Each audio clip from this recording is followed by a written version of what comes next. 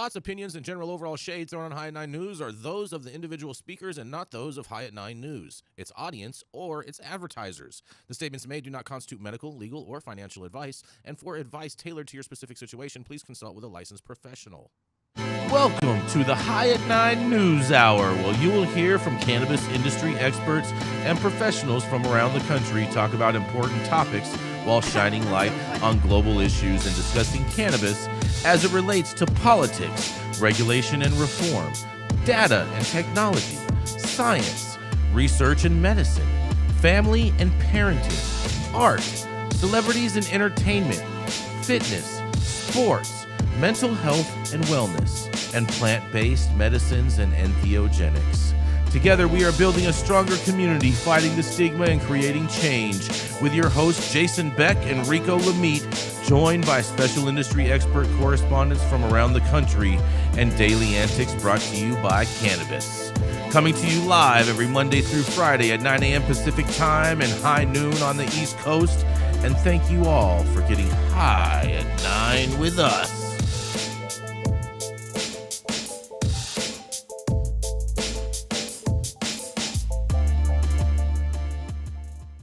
Oh, good morning, everybody. That's right. It is Friday, November 1st. Today is National Fountain Pen Day. What? Yes, National Fountain Pen Day. Yeah. You still use your fountain pen? Of course, without a doubt. I even use a feather pen sometimes. Oh, it's called a quill. Yeah, exactly. There we go. Thank you, Rico. Good job with that. Good job. It's also Autistics Speaking Day. We need to hit play on this. Oh, yeah. Shout out to that. Yes. National Biologic Coordinators Day. As to Bring it back down. synthetic. Yes. It's also National Cinnamon Day. So I guess for that cinnamon challenge, you know what I mean? Throw that on that spoon and put it in your mouth. Are you a cinnamon man? Whoa. And Dr. Mark, it's also National Calzone Day. Dr. Mark Calzone. Yeah, Scialdone. Yeah. Bring that back down, please. Calzone. And you guys, it is also, Dr. Scialdone, you're going to love this. It's also National Jersey Friday. Well, it's also the Day of the Dead. Isn't today El Dia de los Muertos, Jason? That wasn't on my calendar at all. We need to bring it back down. That was not on my calendar at all. You need to have a non-right-wing calendar, you know what I'm saying? This is definitely this is definitely a non-right-wing calendar because there's plenty of woke shit in my calendar. Yes. But anyways, thank you all for joining us and getting high at 9 with us. It's also high noon on the East Coast. And please remember to like, share, and subscribe to us on all social media platforms. You can look up above and down below to see exactly where we live on the internet. And we are live every Monday through Friday on YouTube, Rumble, Twitch, Twitter, Instagram, Facebook, and on our very own website at www.highat9news.com. So thank you all for joining us from whatever platform you are joining us from. And kicking it off first, that's right, we have the dope dad himself, Mr. Rico Lamitte. The happy cabbage specialist, the trick-or-treater of them all. That's right, it is the dope dad, Mr. Rico Lamitte. Yeah. Giving out more treats than tricks, you know what I'm saying? Get that. Tricking off. You know how I get down, but I got a very interesting one today, and I'm gonna keep it as neutral as possible. Just state the facts and let you guys do the math on the tail end here. But I'm sure everybody here remembers Donald Trump's about face on cannabis this June, around the same time of the first presidential debate with Joe Biden. You know, the one where he offered vague comments seemingly in support of the DEA's efforts to reschedule, and it came as a surprise to just about everybody. Sure, Donald Trump has a proven track record of flip-flopping on just about every relevant issue, from abortion to regulating crypto, but given his recent comments on giving police full immunity and wanting to give drug dealers the death penalty, coming out as pro-cannabis seemed a little different. And not only to Democrats who'd been carrying the torch on rescheduling efforts up to that point, but also the right-wing prohibitionists in his own party. Trump's evolution progressed again late August when he came out to publicly support Florida's Amendment 3 ballot initiative. Sure, His primary rival, Ron DeSantis, was against the measure, which kind of made sense, but Florida's Republican Party was also vehemently against Amendment 3 and made the rare move to publicly rebuke Trump's support of the ballot measure, something that would effectively get them kicked out of the party, nonetheless, in any other instance. So what's really going on behind the whole Trump pro-cannabis movement? Could it be money? Well, the Miami Herald's Ben Weeder, Kevin G. Hall, and Jay Weaver have made a few connections in an expose pretty deep that was published this morning. I say deep, it runs deep. You can grab a link to the original long-form story at high9news.com, which I highly recommend. But for time's sake and to scrub it of any impartiality right before the election, I'm just going to spit the facts here. So the article revealed that Florida, I told you, if you want the pointed language, go to the Miami Herald's version. I'm just going to spit the facts here and let everybody make their own decisions. So the article revealed that Florida-based cannabis tracking company All Leaves, the parent company of BioTrack, has connections to two men penalized for insider trading, Michael Schwartzman and Eric Hanelius. Schwartzman sentenced to over 2 years for securities fraud, and Hanelius who settled an insider trading suit with a civil penalty, were involved in insider trades related to Trump Media and Technology Group merger.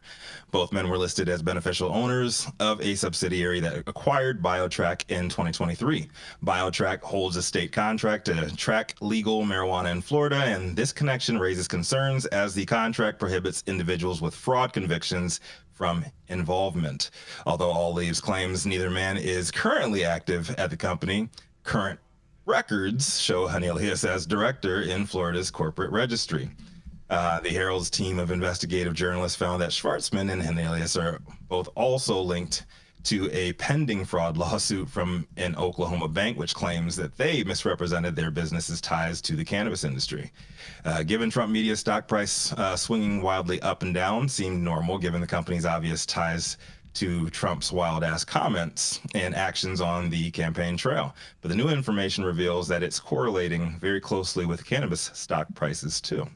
Is this just a coincidence? I do not know. I'm just reporting on an article on this lovely Friday morning by the Miami Herald, inviting me to follow the money and inviting you to do the same. Interesting times indeed. I'm Rico Lamitte, the dopest dad on the street for High 9 News, and I did not shade one way or the other on that article.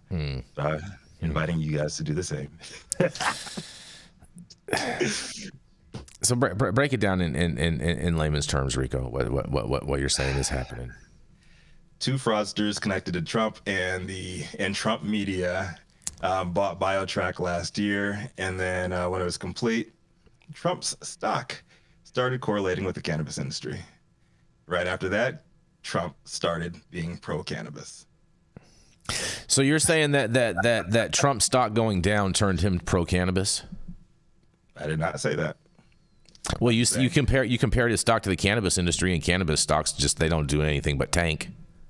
These guys IPO'd Trump Media, and they are fraudsters. They have been they've done time for fraud, SEC crime. They're tied to a bunch of other stuff, and it seemed out of left field when Trump started supporting cannabis when everybody in his party did not. All of a sudden, I wouldn't say everybody in his party, because that's not true. That's a very vaguity. All of a sudden, Trump stock started to correlate with major cannabis stocks as well. I'm not sure why anyone would want to buy BioTrack in the first place. I mean, they pretty much only have Florida. I mean, are you deflecting? I'm just saying. No, I'm just making a statement. It's all involved in the whole story. The Miami Herald is making this connection here, and I'm inviting you to talk about the connection.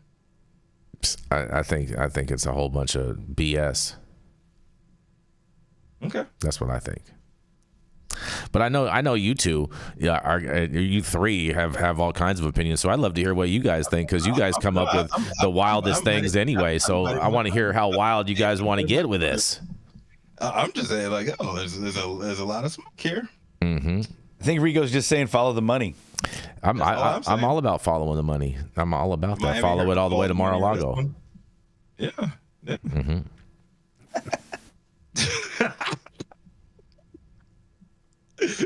Pro cannabis, all right. That's right. Pro cannabis. That's right, bro. 100%. I too am pro cannabis. See, look at that. You. What do you think America's stoned again? On this? Anybody want to touch this one?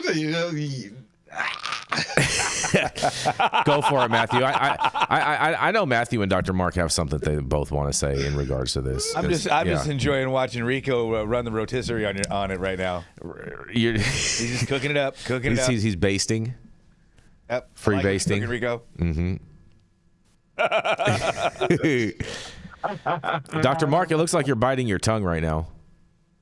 I'm just thinking that, BioTrack has really limited market share. And how many other competitive platforms are there? Like there's MJ Freeway, BioTrack. But they are and Metric.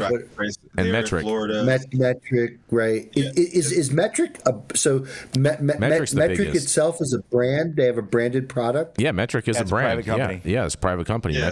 Metric is the largest track and trace in the country. But BioTrack does Florida and New York. They have the state track and trace contract. Yeah. So is there anybody else who thinks, again, these things are overkill? I mean, they're just that whole, I agree with that. Yeah, it's all pointless. It's all the most dumbest shit ever. They're trash. Yeah, I mean, do they do seed to sale tracking in soybeans, or do they do seed to sale tracking? Yeah. Well, I mean, they do to some degree because when there's different contaminations in food or whatnot, and they do recalls and they find the farm. So like there is to some degree, but not anywhere close to what we deal with within cannabis, Dr. Mark. Monsanto used to. Specific to agriculture. I was going to say that, Rico. Hold on, let Dr. Mark speak. Yeah. So specific to agriculture, when you drive by a field of corn, and it's a large industrial farm, not just some guy down the road. They'll have a sign and it'll say ConAgra, and there'll be a barcode underneath, and what that means is that seed line is in that field, and that could be a genetically engineered crop. And so in agriculture, there's a lot of systems that are in place to control what is genetically modified crops, what are not. Also, I guess one of the things that, is certainly, abound is that when you have agriculture and food, for example, just as a convenient thing, we grow crops, we put crops into food products that then people consume. So if you just put cannabis over the top of that, we grow cannabis, we put cannabis products on shelves that have to be tested, and certainly there's a certain amount of regulation that has to happen there. But this whole notion of seed to sale tracking, isn't that just an artifact of prohibition and making sure that you're not sending pounds out the back door, or you're not getting pounds in the back door? It definitely doesn't work that well, because there's plenty of pounds that go out the back door on track and trace.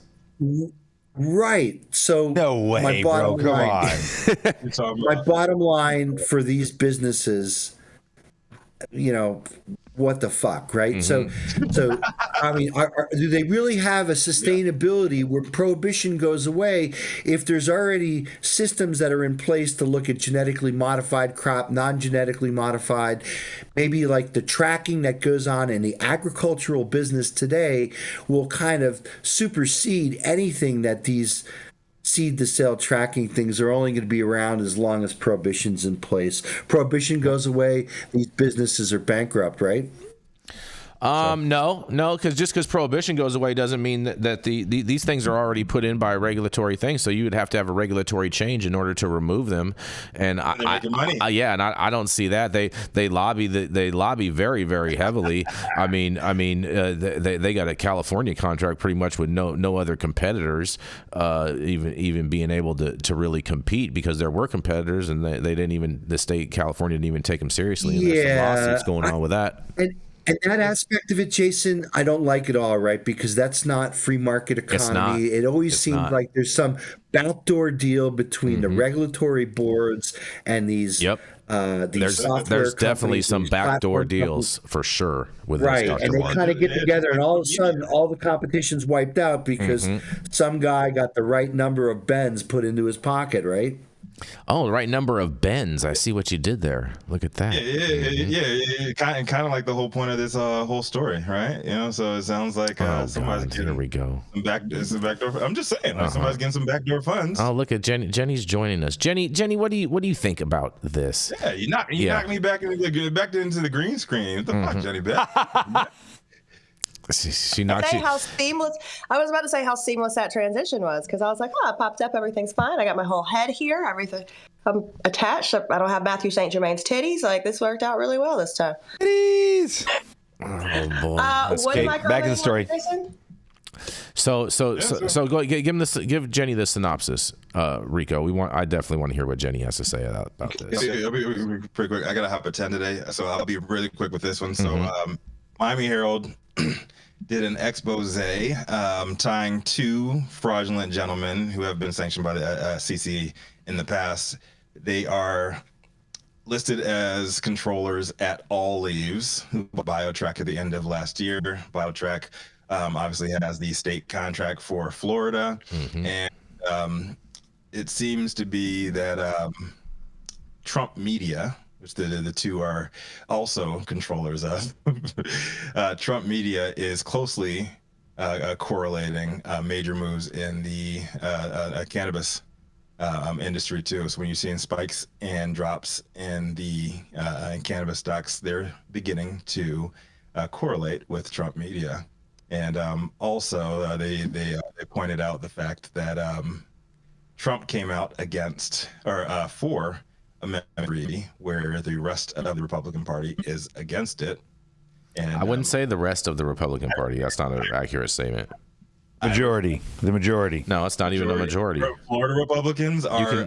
You can say the governor. You can say the governor of Florida. Okay, listen, Florida Republicans, the Republican Party of Florida. There we go. That's fair. Came out explicitly. That's fair. That's a fair statement. Much fair. Let me finish.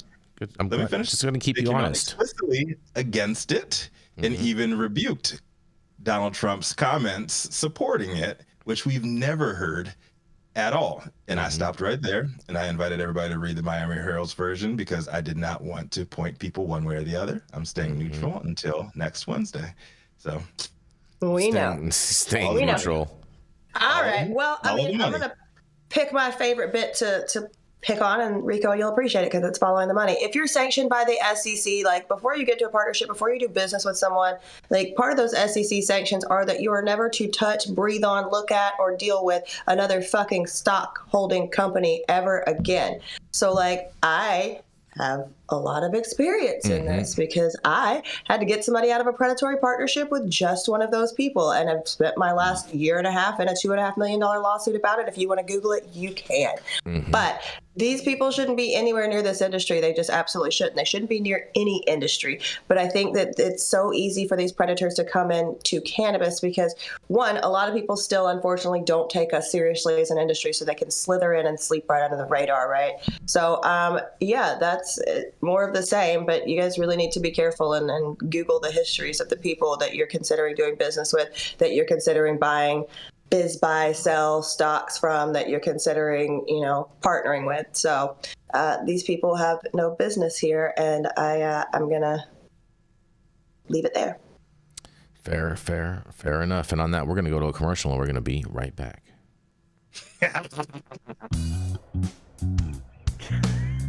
Oh, man, that was weird. Hey, you, America. Do I look like Sean Connery?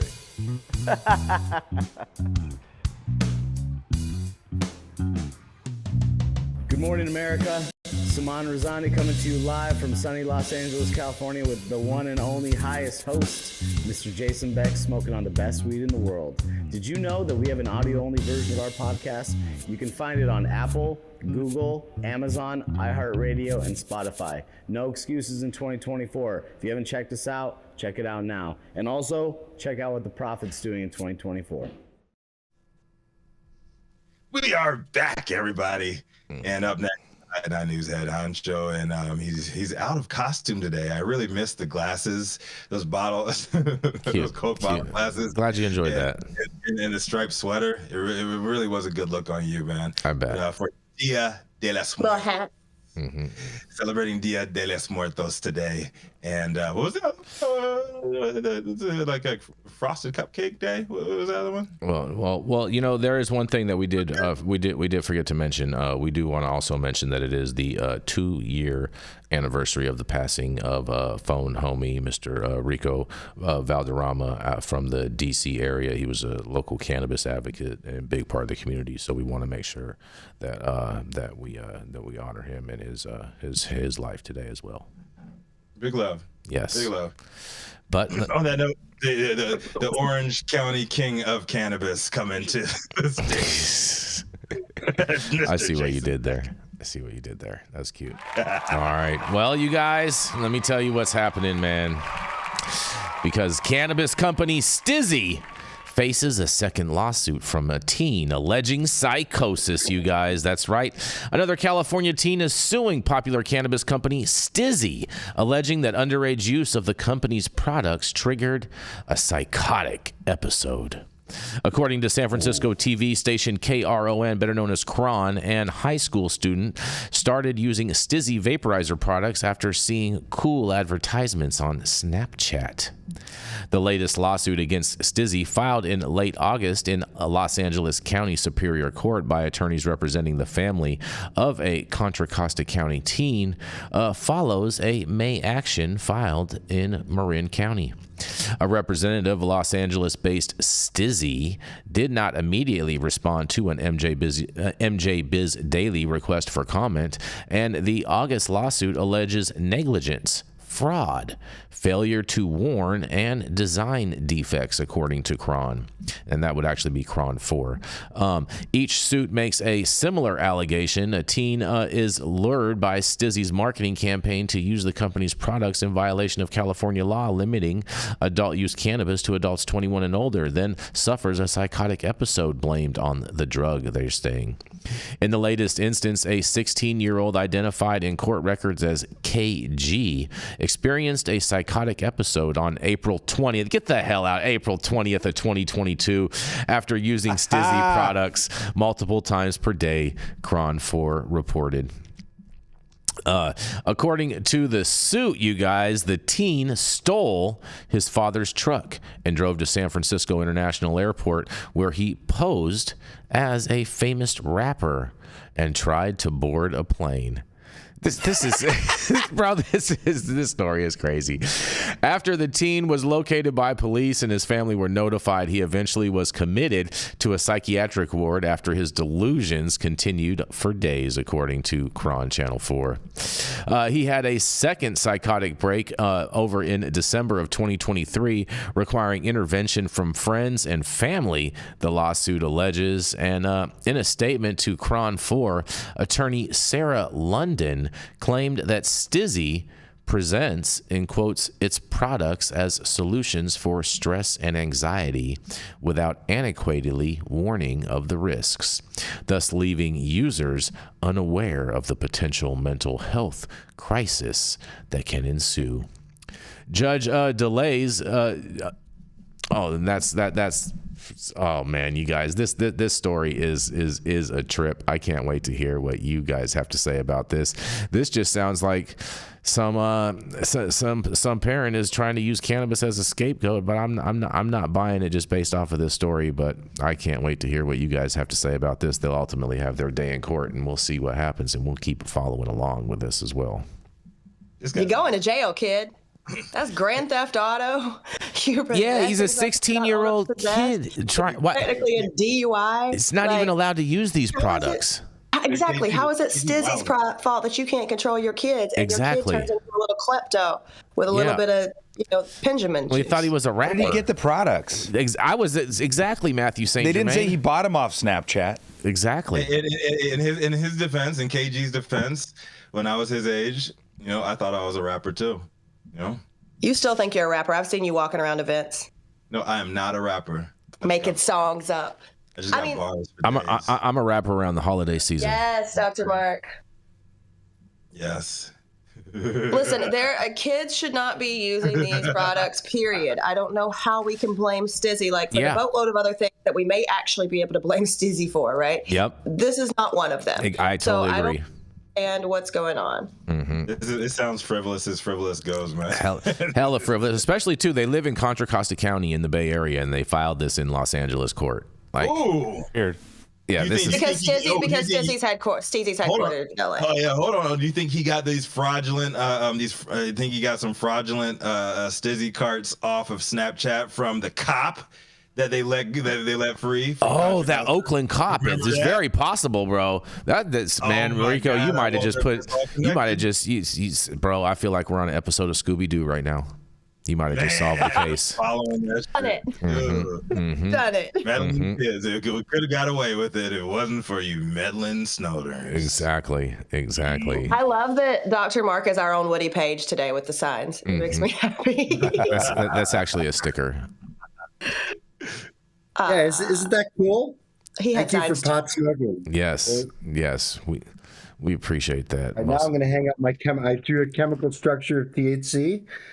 For Chris Brady in the chat. And we are going to roll right into you, Dr. Mark Scialdone, out in the great Lake Champlain area of Vermont, here today with us from the great state of Vermont, the Green Mountain Man himself, Dr. Mark Scialdone. Thank you, Jason. Thank you. Hello, happy Friday. It is El Dia de Muertos, right? The Day of the Dead. And speaking of the dead, those Grateful Dead enthusiasts in our audience, on Sunday, we are doing a special episode of Hash Church at 12 noon Eastern, 9 Pacific AM, dedicated to the memory of none other than Phil Lesh, our dearly departed bass player who left the planet last week. So tune in for some stories and some other mayhem. So today my story comes from, where does it come from? Marijuana Moment, and it's entitled DEA Begins Selecting Witnesses. Witnesses? What did they witness? Witnesses for marijuana rescheduling hearing inviting industry stakeholders and prohibitionists to testify. So as soon as I hear prohibitionists, you know they're going to get Sabbath, right? Because that's what that guy does, right? Paid to be a fucking prohibitionist. Fuck that guy.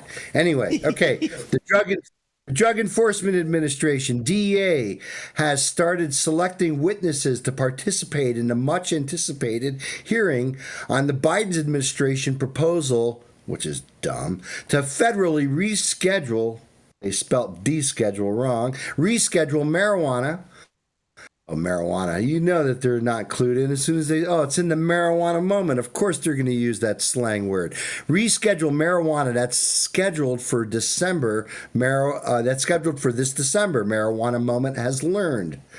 Lots of marijuana in that sentence. Okay, so this comes about after 7 months after the Justice Department finally proposed moving cannabis from Schedule 1 to Schedule 3 of the Controlled Substances Act, otherwise known as CSA, following a scientific review. After public comment period, which saw tens of thousands of people weigh in on the issue, a hearing was set for December the 2nd to gather additional expert input. I might have to chime in on that. With just over a month until that hearing, several witnesses have now been notified by selection about their selection by the DEA.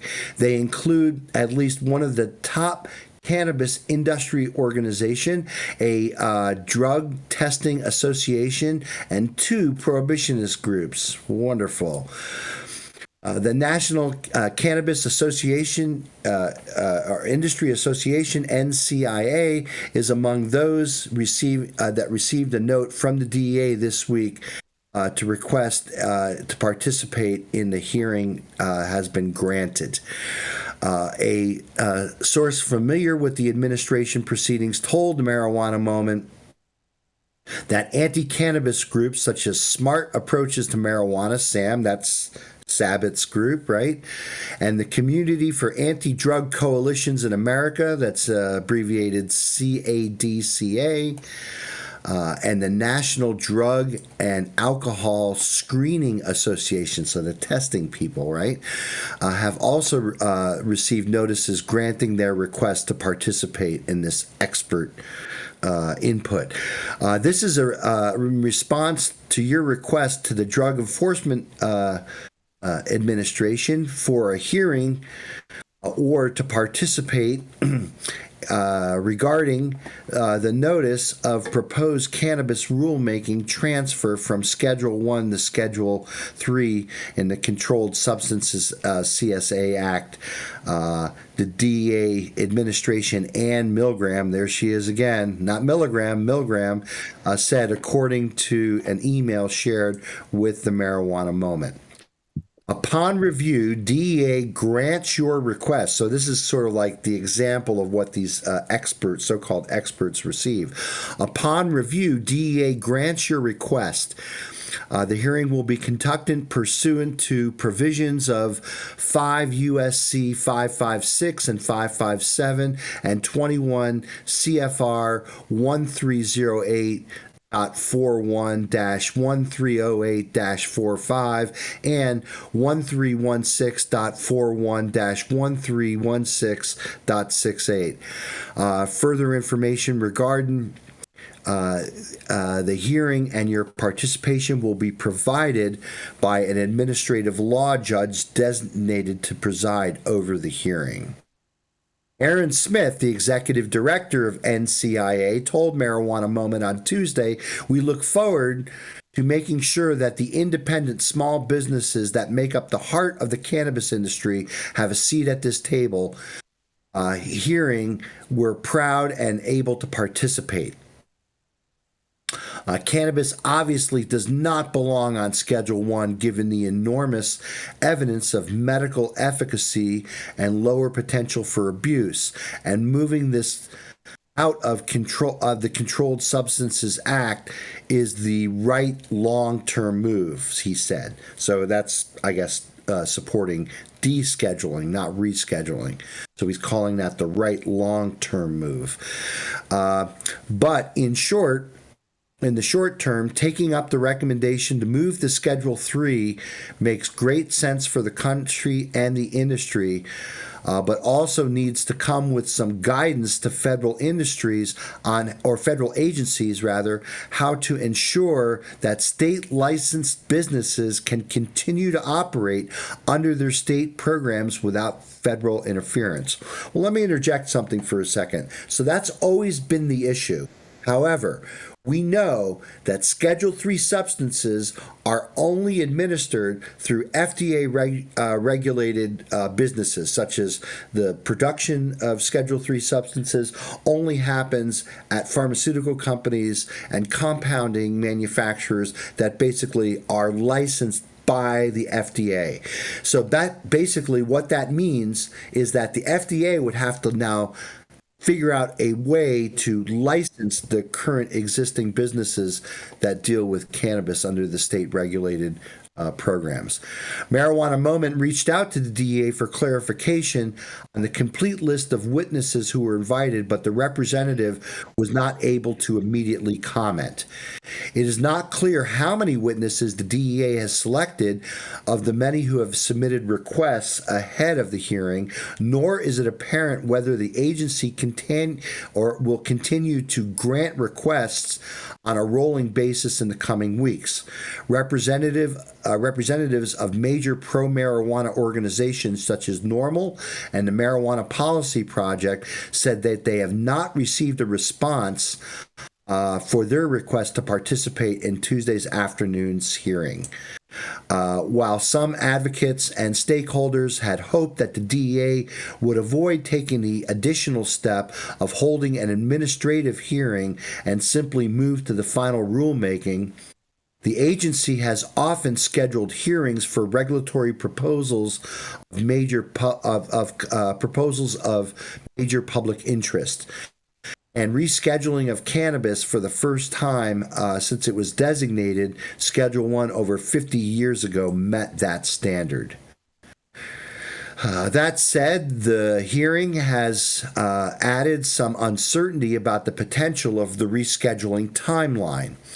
There are some concerns that this December hearing means the rulemaking process would not be completed before January, which means administrative change-up after the November election that theoretically could affect the rescheduling process. DEA has already made it clear that it feels like additional information is needed on a number of topics to the scientific review of marijuana that has led to the reclassification recommendation. Some view the scheduling of the hearing as more evidence of the DEA's skepticism. For what it's worth, Vice President Kamala Harris and the Democratic presidential nominee says that part of the reason for the delay is the administration's marijuana rescheduling effort is the federal bureaucracy that slows things down, including at the DEA. In March, Harris also expressed some frustration with the bureaucratic process of rescheduling marijuana prior to DOJ's formal recommendation on calling the DEA to expeditiously finish the job. While the Biden-Harris administration facilitated the review that led to the DOA rescheduling proposal, former President Trump, the GOP presidential nominee, has also voiced support for the reform. And in this historic first in the U.S., both he and Harris are aligned on their support for cannabis legalization going into the election. So, yeah, I mean, certainly it's a very important issue for all of us in the room and most of our audience. I would assume that the general notion is that reducing or rescheduling from 1 down to 3 is the big admission by the government that there is demonstrated medical use. And we've talked about this on High at 9 before with Dr. T.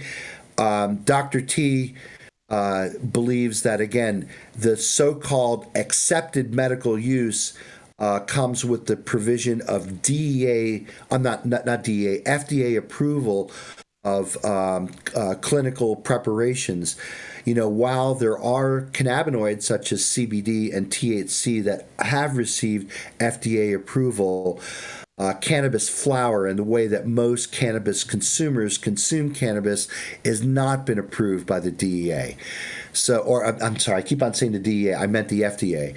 So just to sum up, I think that the FDA is going to have to figure out a new, and I think they've already admitted this, that cannabis does not fit into the FDA regimen of approval of monomolecular medicines. And I see Mathieu St. Germain nodding his head. I think he's in alignment with me on this too. So the DEA has to figure out that cannabis is not a drug. It's a botanical substance that brings a lot of medication that humans have enjoyed for millennia. And I think what they need to do is get out of the way, let people have access to this medicine. The reason why the FDA, who is aligned with the pharmaceutical companies, have fought this tooth and nail all the way is because they don't want people to be able to grow their own medicine. They want to get people hooked on pills that they have to go down to the CVS and the Walgreens to buy so they can start sucking on the insurance teat, which draws so much money and so much funds out of our Medicare system or out of our health insurance system that creates this huge 800-pound gorilla in the room. The insurance industry won't pay for cannabis, and they don't want us to grow cannabis, so there's still a lot of headwinds here, even around rescheduling. So that's what Dr. Mark has to say here on this lovely Friday afternoon on the shores of Lake Champlain here in Vermont. I'd love to hear what my fellow correspondents have to say. I know there's going to be some very heated discussion at this hearing. I hope this hearing is televised, and I hope rags like the Marijuana Moment cover it so we can break down the news for our audience here on the High at 9 News. Peace, folks. Does anybody know anybody who's going to be testifying? Yeah. Do I don't know. I mean, yes. Who, Jason? Okay. Aaron Smith. Aaron Smith is going to be Aaron Smith is going to be testifying. He's the executive director of NCIA. I've known Aaron Smith for years. Yes, 100%. There you go.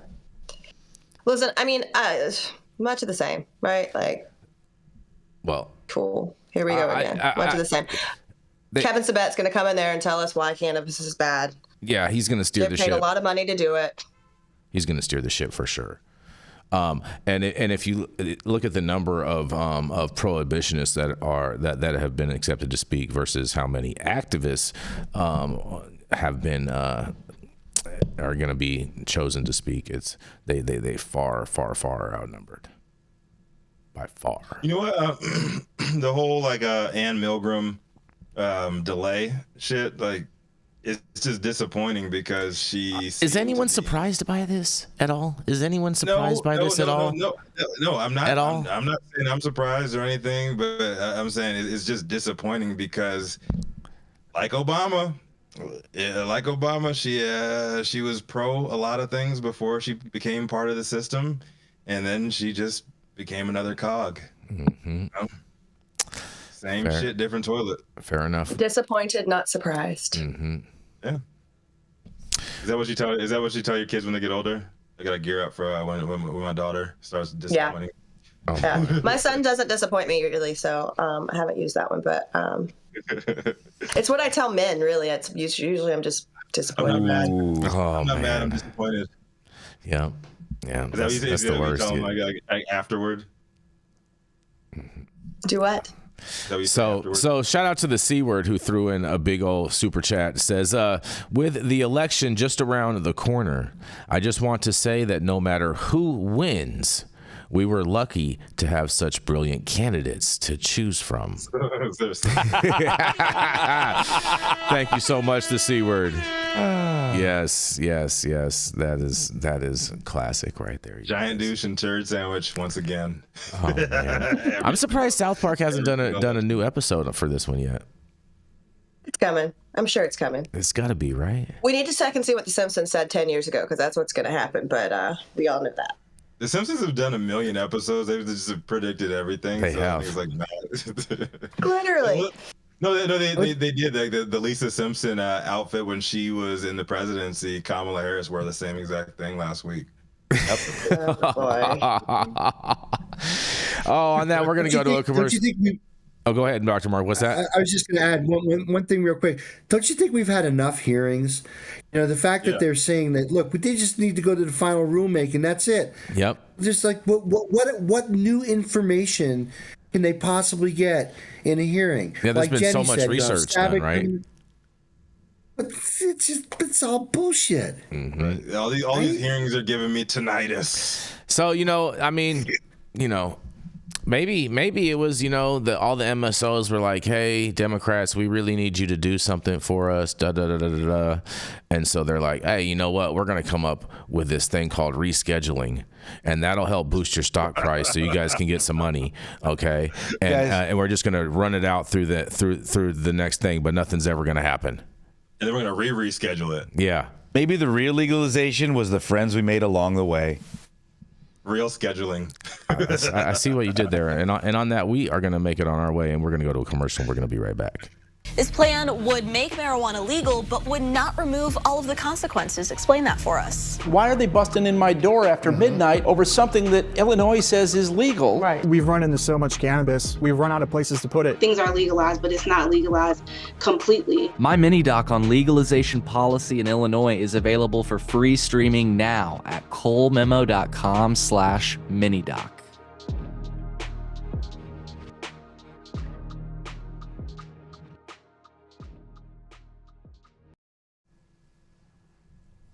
All right, stop whatever you're doing. Make sure you smash that like button. I know we'll appreciate it, you'll appreciate it, and YouTube will appreciate it.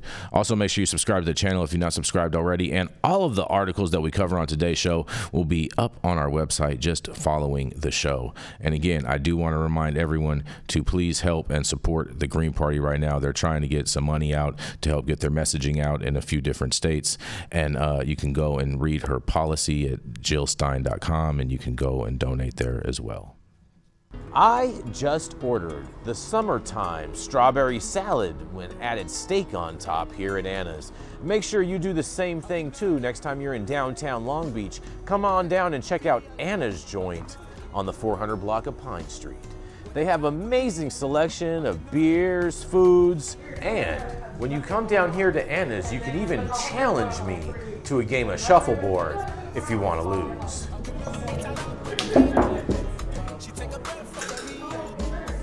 Did you get that? So, next time you're in downtown Long Beach on Pine Avenue, make sure you stop by Anna's Joint on the 400 block. Not only do they have Anna's Joint, this restaurant and bar, but they also have the amazing deli next door, and then next door to that, they have a very exotic flower shop. You may want to stop by and say hi.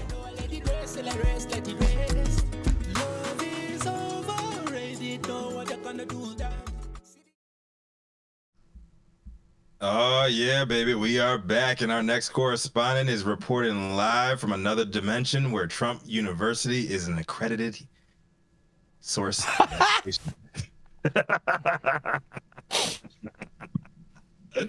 to break us off with our first story of the second half is none other than the intergalactic space warrior, the Mr. 420 What's Good himself, Mathieu St. Germain. Brother Rico. I've got an important one, and I've just been seeing more and more about this. This particular story comes from Texas, but a quick internet search reveals that this is happening all over the Bay Area, Los Angeles, really all over country, and it's coming primarily from the rave scene down under, south of the border, and that's cocaine, also known as imported in Travis and Hayes County. A dangerous drug mixture has been discovered in central Texas. Cocaine was recently found in Travis and Hayes counties, according to the Houston DEA. Substance typically comes in a pink powder, often including combinations of several drugs such as ketamine, MA, cocaine, and fentanyl, as well as several others. Despite the name, the US DEA says the drug doesn't always contain cocaine. Every batch is different, can contain a random mix of different substances. Brian Cole, Assistant Special Agent in charge of DEA's Austin office, said the pink cocaine found in the Austin area contained cocaine, heroin, and MDMA.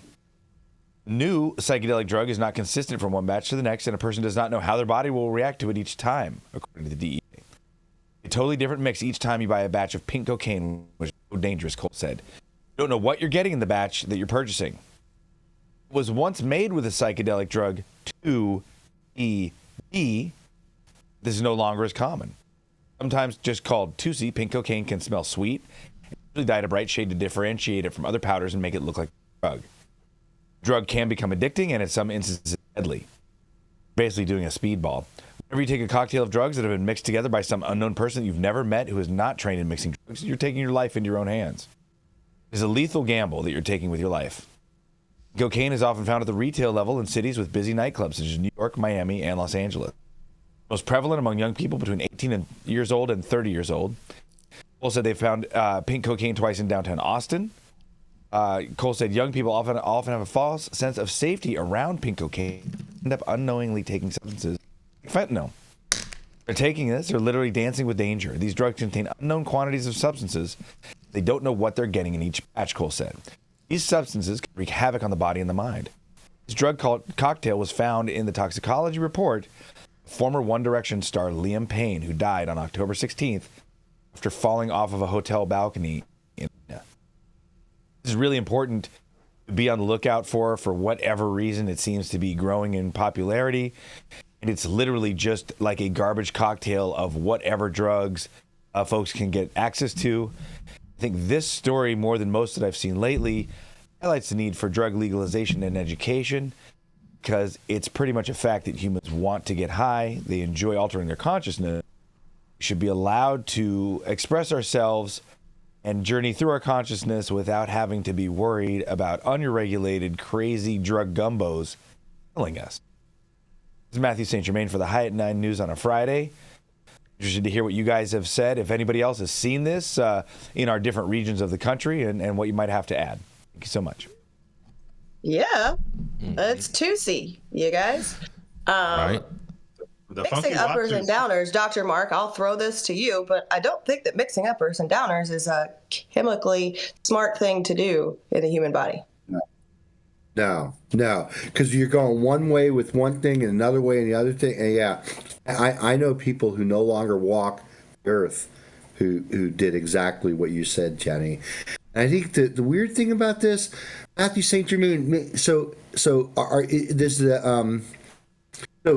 pink cocaine, it's interesting because you've always heard of Peruvian pink, right? Peruvian pink was just sort of like a natural, it was coke. It had nothing to do with 2CB whatsoever, right? It was just I guess maybe the way that it's extracted from the coca plant, there was like a little bit of like a pink color that would come through, and you'd actually see what would normally be just like white cocaine had kind of like a pinkish hue to it. It wasn't as pink as the pictures I'm seeing here. This almost looks like it's been dyed, like Walter White kind of shit. Like they put something in there to make it like bright for marketing reasons. But 2CB, it's like spraying your weed, belongs, Dr. Mark. Remember that story you did, Matthew? Was it last week where you talked about DOI? Yeah. The other two psychedelics. DOI and DOC. 2CB is in that same class of Shulgin-derived dimethox. They have two methoxy groups at the north end and the south. Here, you know what? I could actually draw those molecules. Anyway, rather than drawing them, I'll just describe them. So they're almost the same kind of molecules as those two. So very psychedelic, very trippy, more like ecstasy and less like cocaine. I would tend to think, again, like if they're mixing this up in some cocktail, God only knows, like. There's a Vice documentary, Dr. Mark, and everybody else watching. There's a Vice documentary that shows it kind of came out of the Mexican rave culture is where it really started to get very popular. And so the Vice crew goes down there. They interview people in the dance culture, and then they also go and show. And it's not so far, and I can't speak for what's making it up to the U.S., but what they were mostly showing is it wasn't even like a drug cartel with any kind of plans. It was kind of like local, low-level users that wanted to scrape together whatever they had remaining in their drug kitchen to make a little extra money in order to kind of keep the party moving forward. And the batch that the guys were making there was like cocaine, fentanyl, LSD, and MDMA. And you're just inviting a serious problem. Oh, man. Just eating whatever somebody threw down the drug disposal and mixed together. No, literally. And I know that a lot of the stuff it's fentanyl, yes, cocaine, ketamine. That part freaks me out. Like, I feel like we're getting too safe with ketamine. Ketamine can be very effective and very helpful for a lot of psychological issues. But they're also, like the fact that people are shooting ketamine up at home now and doing stuff, like you should never go that far with it. Like, that's insane. And that, I think, definitely slows down access for, like a medically based use for something that could actually be productive, because you jackasses just want to stick whatever up your butt on a Friday night so you can party till 5 a.m. So I don't know. It's kind of crazy to me. And it also was in that guy from Liam Payne's system when he walked the wrong direction off the balcony in South America. Allegedly. Much so. And long-term heavy ketamine use can actually have really bad effects on your bladder, your kidneys as well. You can get permanent bladder and kidney damage from long-term heavy ketamine use. Again, if there was a way to go and get state-approved, safe drugs somewhere for, number one, the price would be much lower, like we're seeing with cannabis. And we would have testing, and we would have ability to actually pick and choose, and that would be paired with education instead of demonization. I think that's really what we see with all of this, is that kids want to get high. And the other thing that I've been seeing a lot in the festival rave dance culture in California that is very worrisome is, Dr. Mark, flavored and colored cocaine that's just cocaine, but mixed with speed and whatever else they mix that shit with. They're putting like, blue flavoring and blueberry flavoring and blue coloring and this kind of stuff to try to continue to make it look more approachable and less like a drug to people. Mm-hmm. And, I just miss the good old days when you could get a $3 hit of LSD, high for 14 hours with no come down, help your brain, depattern your mind, and reach for higher heights, provided, again, that you're not doing K, coke, or alcohol while you're doing your psychedelics. And I really wish that we had more of that in the culture. And the craziest thing is, for me, knowing about the 60s and really being a student of history and watching how majority of the flower children, because of the mixed messages on drugs when they experienced cannabis and LSD and mushrooms, and all drugs were supposed to be evil, they got into doing harder drugs. And what we saw with the close of the 70s into the 80s was all these hippies getting onto cocaine, suddenly turning super right-wing and voting for a fascist like Ronald Reagan. We're seeing the same thing in the dance culture right now, where 70-80% of the dance music culture on the West Coast is getting overtaken by cocaine, and all of a sudden all these thinkers are turning to hardcore right-wing politics. And I think it has something to do with, if we look at the difference between left-wing and right-wing politics, when you see people who do psychedelics, it has been now shown in clinical studies and meta-analyses that doing classical psychedelics lessens the fear response, makes you feel more connected to everything and everyone. And I've done cocaine, and because of my study of Eastern spirituality and meditation and real to improve myself, as well as the amount of acid and other drugs I did before I did it, I could see the cocaine was buttressing my ego and making me feel when I was high, apart from everything, in a way that was megalomaniacal and better than everyone. And then when I came down, apart from everything, in a way where I was disconnected from the love and inclusion of the universe. I think that there's something to be said about doing drugs that reinforce the ego and our separateness, in contrast to drugs that deregulate and downregulate our ego and reinforce our connectedness. Because I think the more that we see in our daily mind's eye and our heads up display and feel in our heart our connectedness to people, where we behave with empathy, reach out to people, whereas the more that we are mired in our ego, the more we react to the world in a hostile way. I'm not saying that this is not a proven thing, but I'm just telling you guys, I'm watching the people who are doing mad cocaine and ketamine all of a sudden like popping awake and realizing that Twitter is the God's honest truth. You got the people like me over here on the side doing acid, like, nah, I think it's actually about being nice to everybody and getting along. Thanks for letting me drill in and going on one of my drug-fueled rants. You have to say about this, Rico. I would just say that anything that Puff Daddy required his staff to have on their person at all times, like, I'm not fucking with it. Fair enough. And on that, we're going to go into a commercial and we're going to be right back. Fuck Poochie. Oh my God, bro. Are you suffering from the inflation that is plaguing America today? We have the solution for you. That's right. Patriot Business Financing. Head on over to www.patriotbfc.com and apply for a loan up to $2 million. Any state, any industry, even the cannabis industry, the CBD industry, as well as the industrial hemp fiber industry. Secure up to $2 million today, and make sure that when you apply, you tell Paul you said hi from High at 9.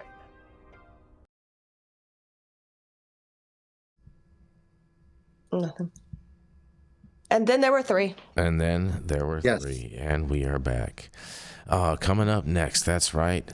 It's that Southern Queen that everyone out there dreams about. That's right. America's Miss Little Sweetheart, Miss Jenny Beth Dills. Okay, I have good news today. So this is a change, right?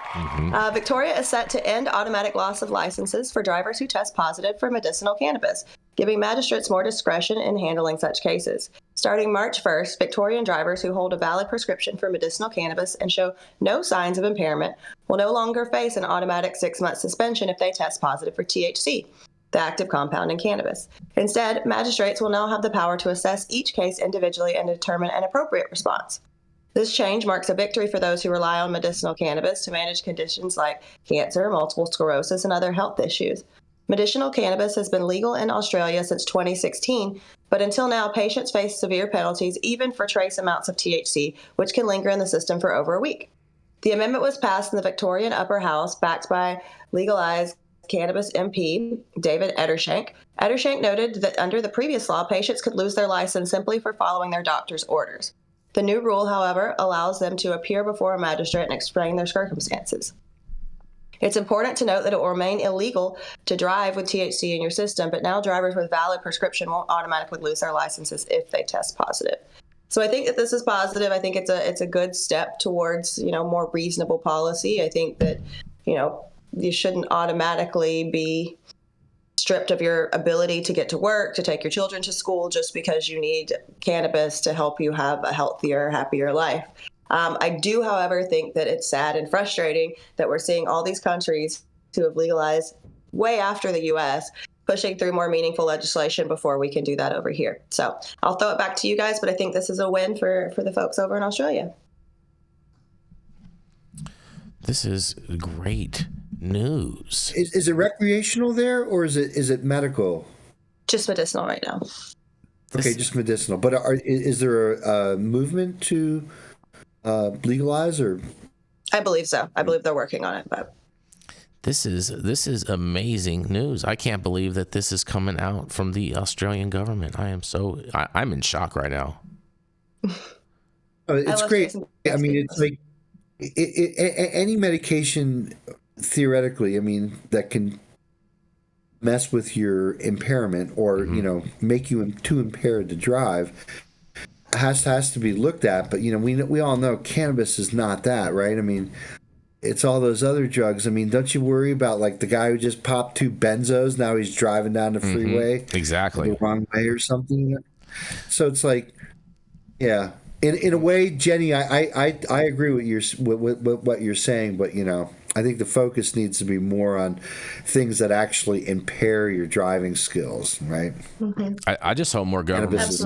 I just hope more governments take a page from this, and I can't believe that I'm actually saying that Australia is being a leader in this. This is baffling to me. But yeah, I mean, if you've taken your cannabis medication because you have cancer before you go to bed, you sleep through the incredibly psychoactive effects, and then you go to work tomorrow and you get a speeding ticket or bump into somebody, you shouldn't lose your driver's license. Because it has nothing to do with cannabis. You just might not be a great driver. Fair. Or maybe the other guy hit you. Or that also might not even be your fault. Yeah. So I think this is. I think the point you're making is that if there was a blood test given, you would still have a measurable amount of THC in your blood from using the night before, but not impair your driving, right? Yep. Correct. Yeah, this is great news. Shout out to Ontario, man. Good job, you guys. Victoria. Oh, excuse me, Victoria. I apologize. Victoria. It's okay. Yeah, Victoria. Yes. Ontario, different country. Yeah, that's. Sorry. Well, you guys, we're gonna keep this train rolling. I got one more story for you guys, and here we go. The highest Republican, high at 9 head honcho, my best friend, Mr. Jason Beck. Oh man, I'll tell you what, this is gonna piss you off, Dr. Mark. Okay, so I'm just warning you in advance because this is a follow-up story that came out in regards to your story. Now, a judge delays the DEA cannabis rescheduling hearing until early 2025. That's right. A chief administrative law judge ruled on Thursday to delay the DEA's hearing for expert testimony on the rescheduling of cannabis under federal law until likely January or February of 2025. That's right. It's not going to happen probably under this administration after they promised you it. The much anticipated December 2nd hearing scheduled for the U.S. Drug Enforcement Administration DEA for expert testimony reading the rescheduling of cannabis under federal law has been delayed until January or February of next year. Marijuana Moment reported this. And DEA Chief Administrative Law Judge John Mulroney ruled on Thursday to delay the hearing, saying officials needed more background info about the experts who were set to testify.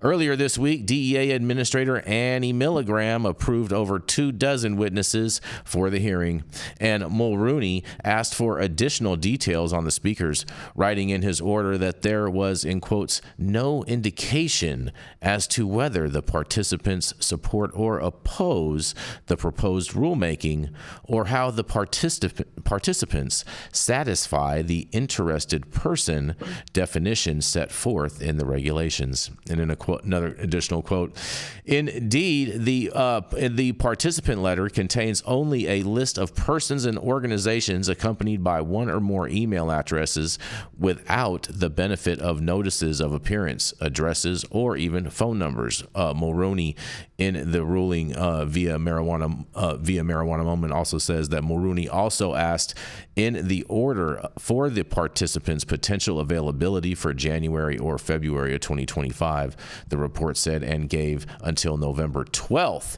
to submit the requested information. The December 2nd hearing will still happen without expert testimony, though, you guys, is what they're saying, because DEA first announced the hearing in August, and cannabis advocates were already concerned that the extra procedural step scheduled after the presidential election would cause unnecessary delays to the Biden administration's rescheduling effort. Now, the hearing has been delayed possibly until after the next presidential inauguration, you guys. Vice President Kamala Harris, the Democratic nominee, said recently she would move to federally legalize adult use cannabis if she is elected president, a significant departure from the Biden administration's stance, you guys. Man, oh man, oh man. And they're also saying that former and future President Donald Trump, the Republican nominee, said earlier this year that he supports rescheduling cannabis under the Controlled Substances Act, but did not specifically call for federal legalization. However, the former president did say he would vote yes on the Florida ballot amendment to legalize cannabis. Well, look at that. That was pretty fair and bipartisan right there. Jason, you set me up with that article. Yeah. He warned you. You warned that it's coming, Mark. Yeah, I did. I told you, Dr. Mark, it's coming. Well, no. So what I mean, Jenny, is he was the one I had originally tagged a different article to talk about today, and Jason's like, no, talk about this one instead. Well, no. What I said, that's not what I said. What I said is we've already covered that story. Yeah, that's right. You already covered that story. So the story that you suggested and then was, he I called guess. you one to set you up, right? He's a pal right in the kisser. He does that. You guys are fun. I love Jason Beck. There's nothing he could do that would piss me off. Thank you, Dr. Mark. I really appreciate that. You bet. I don't say the same, but he is my bestie, and I do love him still.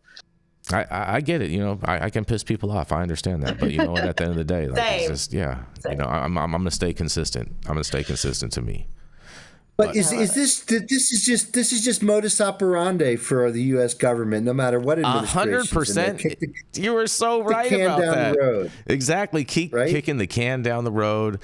Exactly. And you know, maybe they're just in this case, it's kicking the cannabis down the road. Right. Maybe there's like a trail of blunt roaches along this trail or something. You know what I mean? Listen, the lobbyists are happy because they're still getting paid. We're still pushing things. The MSOs are happy. The MSOs are happy. The possibility on their little pitchy decks before they steal all your money. Exactly.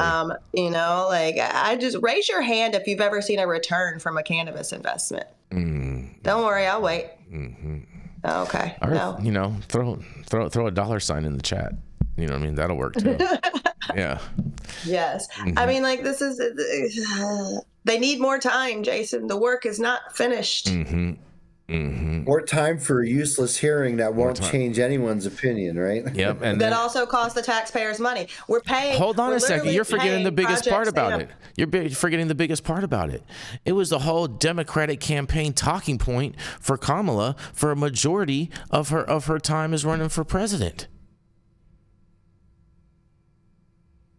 Listen here. Just saying. We were keeping it very bipartisan until then. I didn't say I was.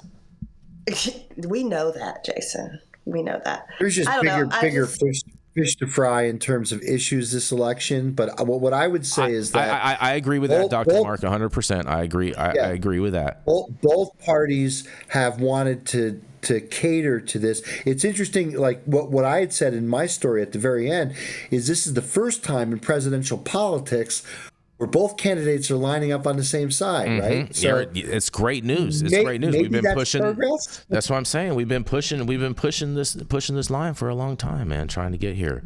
And so, you know, this is what it looks like. Once we're there, we got two presidential nominees, both supporting legalization, however you want to define that. That's yet to be seen, but we shall see. And on that, thank you all for joining us and getting high at 9 with us every Monday through Friday at 9 a.m. Pacific and high noon on the East Coast. Big thank yous to our audience and supporters for tuning in daily and listening to the insanity that is the developing cannabis industry. Huge thank you to Catalyst for helping us keep the lights on over here, and thank you to our correspondents for being absolutely amazing. Thank you to Cannabis Sativa L for giving us a reason to do all of this. Thank you to Cloud Media Partners. Adam in the building today. Yes. And newly graduated Adam. Yes, newly graduated Adam. And thank you all for tuning in and getting high at 9 with us. We are America's #1 daily cannabis news show.